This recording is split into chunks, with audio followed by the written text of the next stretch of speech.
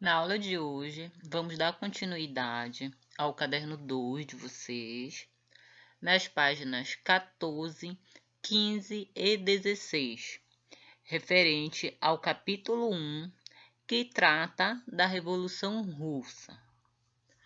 No vídeo de hoje, nós vamos trabalhar sobre a Guerra Civil, que ocorreu entre 1918 a 1921, sobre a consolidação do regime comunista, sobre a recuperação econômica e a sucessão de Lenin e as disputas internas.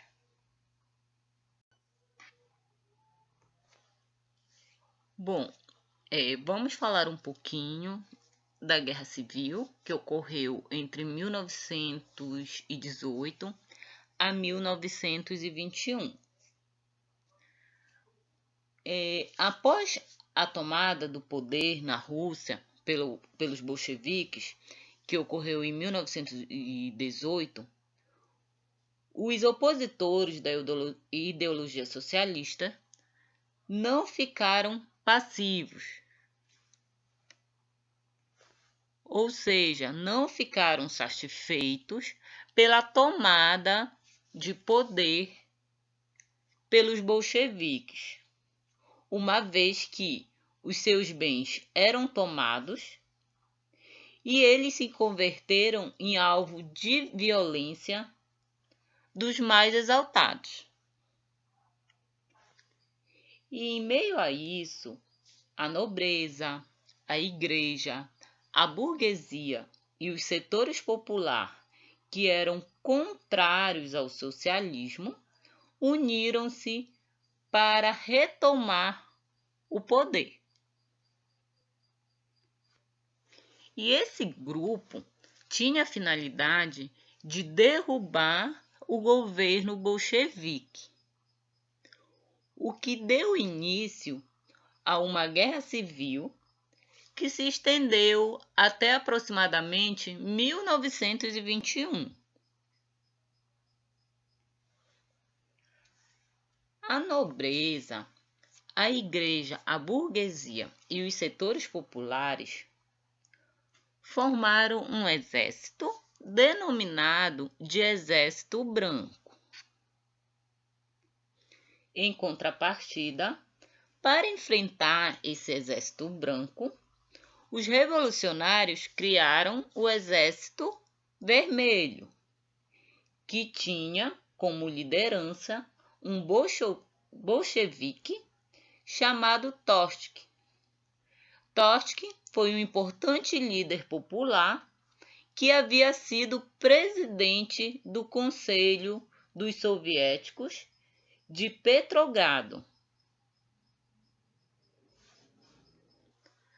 Com essa guerra civil, estendida agora ao interior do país, fez com que a economia ficasse cada vez mais debilitada, o que, de certa forma, obrigou os bolcheviques a adotar medidas drásticas para enfrentar tal situação. Assim, estes impuseram um rígido controle tanto nas atividades do campo quanto nas atividades das cidades. E assim, a liberdade que antes foi dada aos soviéticos, foi substituída pela centralização do poder na mão do partido bolchevique. Ou seja, qualquer ato de manifestação contra o partido seria reprimido.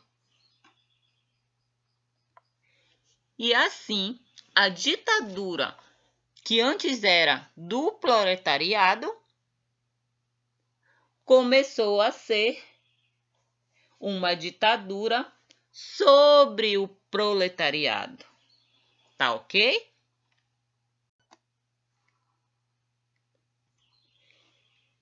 Em 1821, o Exército Vermelho vence o Exército Branco, ou seja, os bolcheviques têm a vitória sobre o grupo formado pela igreja, nobreza, burguesia e os setores populares. Com isso, o regime comunista passou a ter pela frente a difícil tarefa de recuperar um país que estava devastado e que a população estava cada vez mais insatisfeita com a condição na qual era submetida, tanto no que diz respeito às próprias condições de vida, como no que diz respeito à falta de liberdade. Com isso, alguns líderes revolucionários perceberam a necessidade de recuar em certas medidas e de restabelecer certas práticas econômicas, pois assim eles estimulariam os produtores e cresceriam com a industrialização, o que de certa forma fez com que a adoção de uma economia comunista ficasse em um segundo plano. E foi com isso que originou-se a nova política econômica, NEP, a qual entrou em vigor em 1922 e foi aplicada até 1928. Mas o que tinha a ver a NEP com a recuperação econômica? A NEP admitia a volta da iniciativa privada, do lucro e dos preços livres, especialmente nos setores que eram destinados à produção dos bens de consumo não durável, enquanto o Estado se concentrava em atrair investimentos estrangeiros para os setores da industrialização de base e transporte, o que de certa forma trouxe um bom resultado, especialmente para os camponeses que finalmente passaram a trabalhar em seu próprio benefício e de suas famílias. Já nas cidades, os operários começaram a ver reaparecer as diferenças salariais, além de perderem o controle sobre a administração das fábricas para os seus antigos donos. E enquanto isso, o poder político concentrava-se cada vez mais na mão do Partido Comunista, que era como os bolcheviques se autodominavam. E assim, estes passaram a assumir o papel de intérprete único dos interesses dos trabalhadores e a proibir a existência de qualquer outro partido.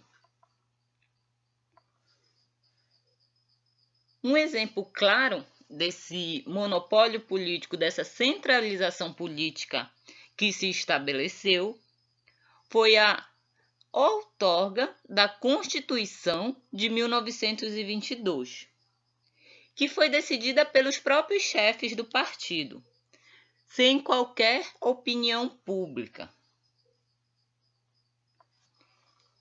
E a partir desta Constituição de 1922, foi criada a União das Repúblicas Socialistas Soviéticas, O que era essa União das Repúblicas Socialistas Soviéticas? Era uma federação de repúblicas formada pela Rússia e por parte de suas antigas colônias, que agora eram repúblicas autônomas.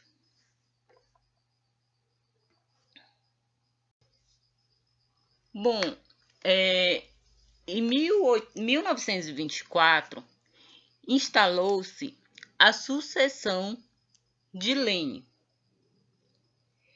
que veio a falecer nesse período.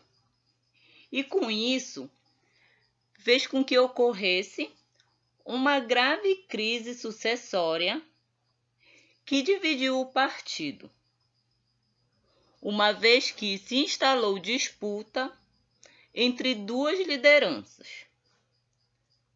De um lado estava Leon Trotsky e de outro Joseph Stalin. Trotsky defendia a internacionalização da revolução, ou seja, o governo soviético teria como prioridade propagar o movimento revolucionário por todo o mundo, começando pela Europa, que nesse momento vivia uma forte crise, uma vez que tinha acabado de sair da guerra,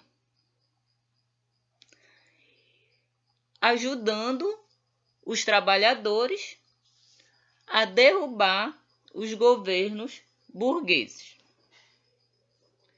Já Stalin afirmava que a prioridade era assegurar a adoção do comunismo na própria União Soviética, uma vez que o processo ainda não estava consolidado nesta. Em 1927, quem vence a disputa é Stalin e assim assume o poder. Stalin, logo que assumiu o poder, substituiu a NEP pelos planos quinquenais, pois este acreditava que a NEP já haveria cumprido o seu papel. Com isso, Stalin coloca fim na liberdade econômica e submete a economia ao rígido controle do Estado, que passa a elaborar planos de metas a serem aplicados a cada 5 anos.